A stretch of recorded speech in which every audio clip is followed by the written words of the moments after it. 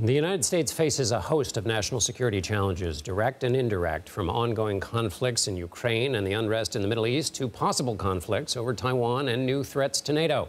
When President Biden signed the foreign aid bill Wednesday that includes tens of billions of dollars in assistance to Ukraine, Israel, and Taiwan, it was touted as money that would, quote, strengthen our national security and send a message to the world about the power of American leadership. To discuss the nature of American leadership, we're joined by former National Security Advisor and CBS News Foreign Policy and National Security contributor, Lieutenant General H.R. McMaster. H.R., it's good to see you. Thanks for being with us. This Ukraine funding, it has passed. House Speaker Mike Johnson said he changed his mind and pushed for it after being against it because he received intelligence briefings. What do you think he might have seen or heard that changed his mind? Well, John, great to be with you. First of all, I just want to applaud the speaker for having the courage to do it. It's doing the right thing and prioritizing the right thing over maybe, his political fortunes.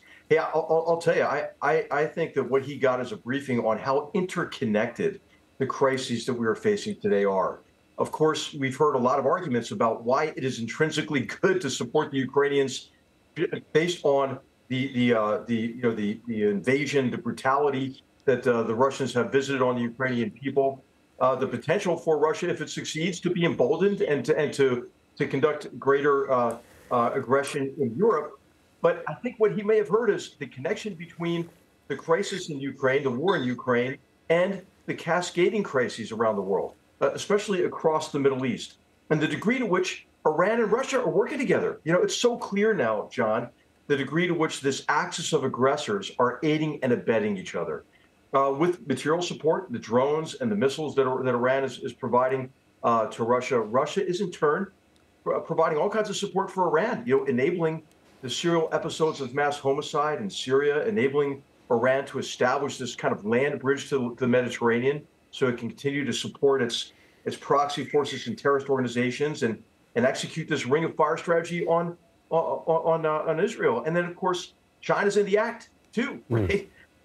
Enabling Russia's war-making machine by feeding his ATM, by buying more and more oil and gas, as well as now what is coming to light, and I'm sure what the speaker was briefed on, is the degree to which Chinese hardware, manufacturing capability, equipment, and it's essential for manufacturing missiles, for example, the degree to which China is also providing direct military assistance. So so instead of a conflict with a single country, it's a conflict with a team almost. You seem to be suggesting. Let me ask you then about Mitch McConnell said in his support for this funding. He told the New York Times, "I sort of feel like I was the only Reagan Republican left," which I took to mean that the view of global national security obligations for the United States is different in the way people think of it now than they used to think of it before. How do you see the obligations in a world that you just described, in which there's this partnership of aggression? What are the obligations of the U.S. and what lessons might people be forgetting about those obligations?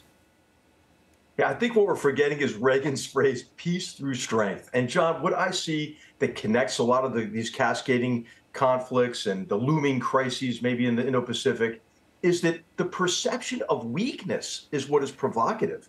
I mean, I think the February 2022 massive invasion of Ukraine is directly connected to the humiliating surrender, self-defeat, and withdrawal from Afghanistan. I believe that October 7th is at least in part related to our inability, our apparent inability until just recently, to sustain our support for the Ukrainians. If you're Ayatollah Khamenei, and you look at the United States unable to support Ukraine, if you look at the contentious relationship, for example, between President Biden and President Netanyahu, for that matter, the Israeli perception of weakness in Israel based on unrest associated with the judicial reform movement and so forth, it's that perception of weakness, I think, that led Khamenei to say, okay, now's the time to cross this off my bucket list, my destroy Israel task. So I think that's what we have to regain, this idea that we can maintain peace really through strength. Finally, in less than a minute that we have, HR, help me understand the complexity, as you see it, of the U.S. position with respect to Israel. On the one hand, President Biden is putting pressure on the Israelis with respect to their operations in Gaza. On the other hand, the U.S. and other allies were saying to Israel, please be more restrained in your response to Iran. So how should people understand a U.S. president or administration's leverage? What kind of leverage do they have or don't they have with respect to Israel?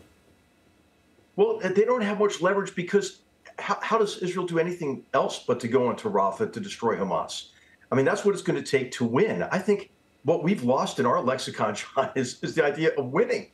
And then the idea to be restrained against Iran. It's like you're telling a boxer, hey, get in the ring. You can block the punches, but you can't throw any punches yourself. And I think what's happening here is that all of this talk about controlling escalation, trying to make sure that the conflict doesn't escalate is actually allowing Iran to execute or to escalate with impunity. Former National Security Advisor, Lieutenant General H.R. McMaster. Thanks, H.R. Thanks, John.